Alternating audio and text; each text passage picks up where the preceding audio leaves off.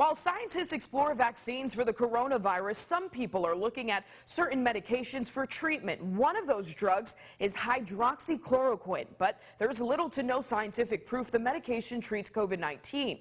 9 on Your Side's Katie Augustine spoke to a health professional to see if this medication is the answer.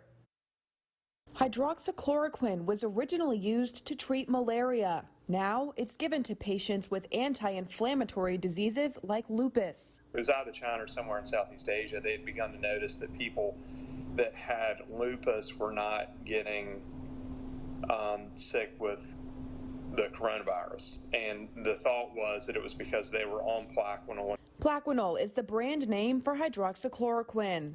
My understanding is that that's how they began to look at Plaquenil as a potential treatment option for people that came down with it. When a virus attaches to a cell, it injects its genetic material and then takes over the cell. Well, that's where zinc comes in. It's believed to slow down that process.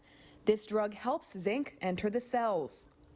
You then need to go through scientific studies to validate whether or not that anecdotal relationship actually is scientifically valid. And that's what states like South Dakota and New York are working on now. In a tweet, President Trump calls the drug a game changer in treating COVID-19. But Dr. Jones says the decision for a patient to use the drug should not be politicized. Ideally, that would be a decision that would be made between a patient and their physician, not between a patient, their physician, and a politician. For most people, it's presumed to be a pretty low-risk medicine to take. So I don't know that it would necessarily help, but I think the chance that it's going to hurt someone by taking it is relatively small.